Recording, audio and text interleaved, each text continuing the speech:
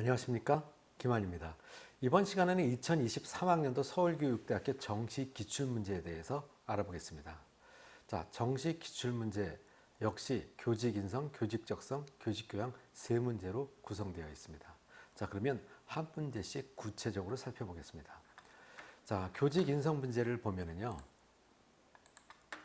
제가 한번 읽어보겠습니다. 청남이는 친한 친구로부터 탐구 보고서를 보여달라고 요청을 받고 흔쾌히 빌려주었다. 친구는 탐구대회에 우수한 성적으로 입상했다. 친구의 탐구대회 출품작을 보니 아이디어와 내용이 청남이의 탐구 보고서와 전반적으로 유사했다. 청남이는 억울한 생각이 들었다. 만약 여러분이 청남이라면 어떻게 할 것인가? 그 이유는 무엇인가? 자, 억울한 생각이 들었기 때문에 이거에 대해서 이의를 제기할 수도 있고요.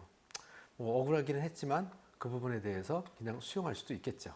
자, 그러면 출제 의도를 한번 보겠습니다.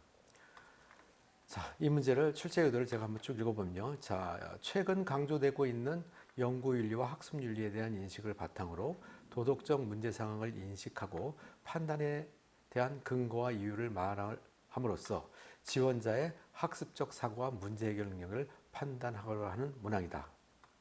여기에 도덕적 민감성을 토대로 올바른 도덕적 판단을 내릴 수 있는지를 평가하고 도덕적인 삶을 키우는 태도를 확인할 수 있다. 자, 여기서 강조한 부분이라고 보면 어떤 부분에서 보면 도덕적인 부분에서 어떠한 답변을 할 것이냐라는 부분이죠. 이 도덕적이라는 잣대를 어디에 맞출 것이냐라는 부분.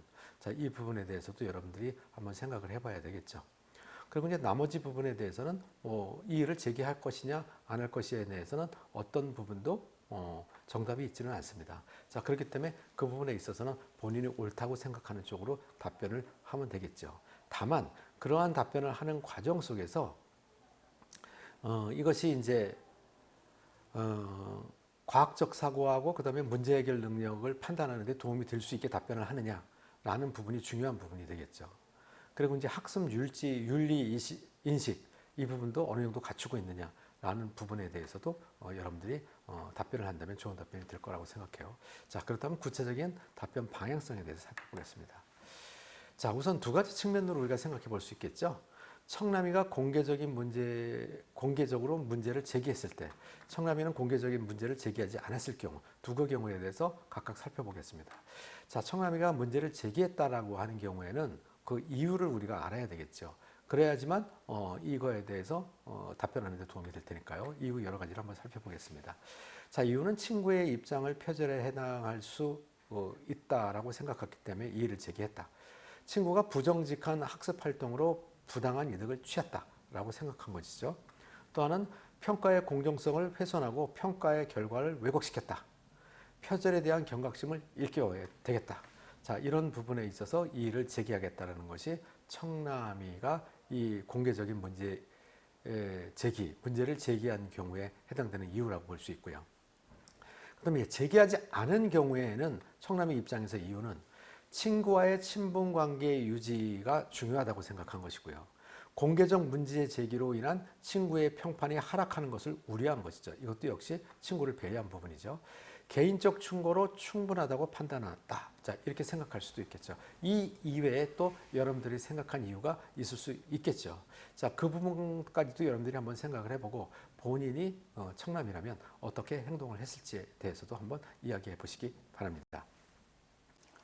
자, 다음으로 두 번째 질문은 교직 적성 문제입니다. 제가 한번 읽어보겠습니다. 4학년 3반 사양이는 아직 글 읽기가 서툴고 문제풀이가 느리다. 평소 선생님의 설명을 이해하지 못하는 경우가 많고 눈치가 부족하다. 이로 인해 사양이와 같은 모듬이 되는 것을 싫어하는 학생들도 있다. 담임 선생님 입장에서 사양이의 학교 생활에 적응을 도움을 줄 수 있는 방안을 말하시오. 자, 이거는 학교 생활에서 충분히 있을 수 있는 일이고 지속적으로 발생되는 일입니다. 어떤 학급이 됐든지 간에 좀 부족한 학생들은 있기 마련이고요. 그런 학생들을 도울 수 있는 방안에 대해서 이야기해 보라는 것이죠. 자, 그러면 이 문제를 출제하는 의도를 한번 살펴보게 되면요. 조금 아까 제가 말씀드린 것과 같이 이러한 현상들은 학교 현장에서 쉽게 접할 수 있는 문제 상황이에요. 그러니까 이런 문제 상황이 제시하게 됐는데 그럼 이 상황에서 교사에서는 어떤 역할을 할지 를 설명함으로써 교사의 인성과 교직관 또는 적성 이런 것들을 평가하려는 문제가 되겠죠. 자, 그러다 보니까 이제 또 이거하고 하나 더 추가로 생각해 본다면 사양이 학교 생활의 적응을 돕는 방안을 말하는 과정에서 지원자의 창의력을 평가받을 수 있겠죠. 인성과 교직관, 교직관은 뭐 적성이라고 볼 수도 있겠죠.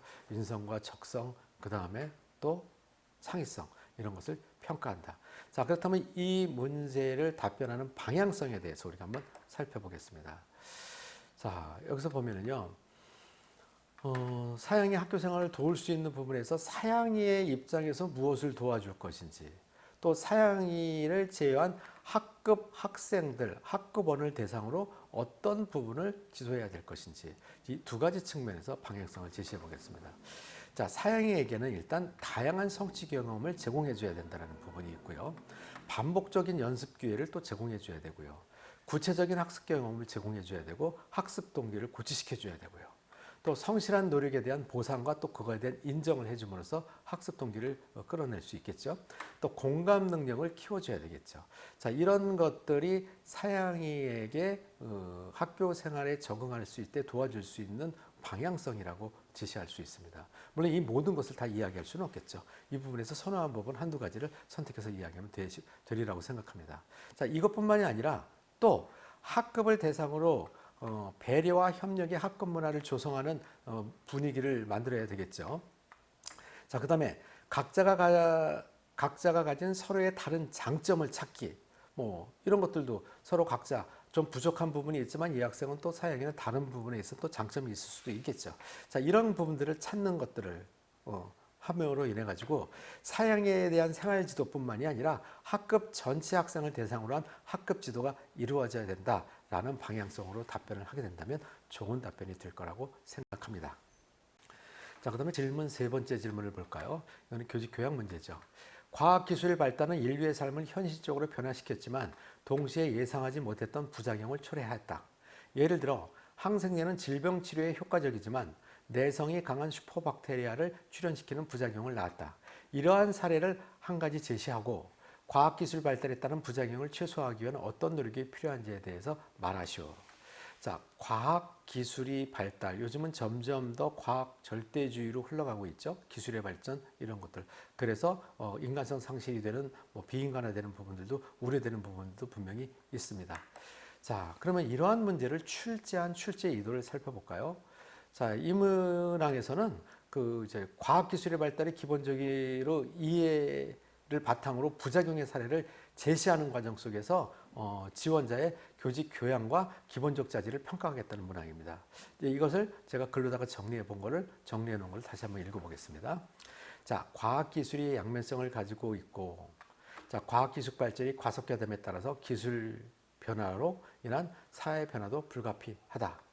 자, 그래서 이 문항은 이러한 과학기술 발전의 기본적인 이해를 바탕으로 부작용 사례를 제시하는 과정에서 지원자의 교직 교양과 기본적 자질을 평가하려는 문항이다. 자, 부작용을 최소화하기 위한 노력을 기술을 하는 과정에서 지원자의 논리적인 창의력도 파악할 수 있다. 논리력과 창의력도 파악할 수 있다. 자, 그런 얘기죠.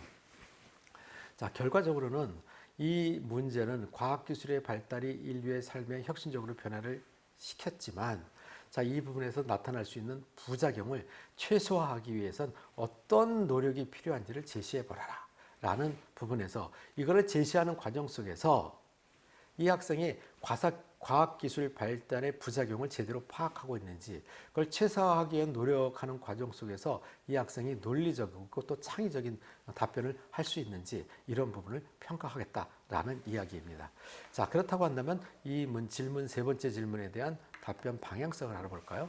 자, 여기서 이제 제시하라고 했던 부작용 이러한 사례를 제시하라고 했으니까 사례를 일단 확인해 보고 그 다음에 최소화할 수 있는 노력할 수 있는 방법을 확인해 보겠습니다. 첫 번째 부작용 사례를 우리가 살펴보면요. 자, 원전 기술, 원자력 기술은 결국은 전기를 생산하는 건 좋은 부분이지만 핵무기를 쪽으로 가게 된 부분에 있어서는 부작용이라고 볼 수 있다. 자, 수송용 드론이 군사 무기로 활용된다면 이것도 부작용이라고 볼 수 있고요. 플라스틱의 개발이 환경오염으로 이어지고요. 인공위성이 우주 쓰레기로 이어지고요. 보안용 CCTV가 사생활 침해로 이어지고요. AI 기술이 디지털 범죄로 이어지고 SNS의 기술이 왕따, 뭐 이런 것들로 이어지게 되고요. 또 이런 현상이 과학적이 발달되는 것은 과학적 윤리 의식이 부족한 현상이 나타나는 것들이 부작용의 사례다라고 볼 수 있겠죠. 자, 그러면 이번에는 이 부작용을 최소화할 수 있는 노력은 무엇이 있는가를 보면 무분별한 개발을 지양하기 위한 국가 간의 모니터링이 필요하다. 지향 아니고 지양입니다. 자, 그 다음에 국제적 협약과 공조, 부작용 예방 차원에서의 연구를 지원해 줘야 된다. 과학기술 개발에 대한 사회적 책임과 윤리의식을 함양해야 된다.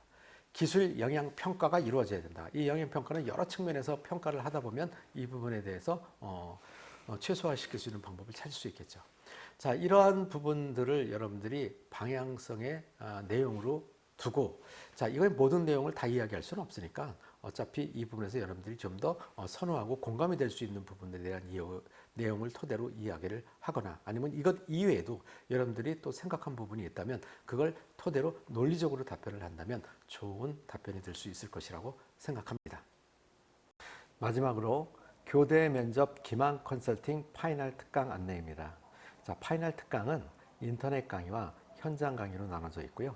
인터넷 강의 같은 경우에는 면접에 대한 종합적인 내용과 거기에 더불어서 2023학년도 교육대학교 모든 기출문제 분석에 대한 내용이 수록되어 있습니다. 이 기출문제 같은 경우에는요, 각 문항별로 출제 의도와 방향성뿐만 아니라 합격한 학생의 답변, 자, 이 답변을 통한 피드백까지 내용까지도 수록되어 있습니다. 자, 다음요. 현장 강의인데요. 현장 강의 같은 경우에는 수능이 끝난 다음 날 11월 11일부터 저희가 수업을 진행합니다.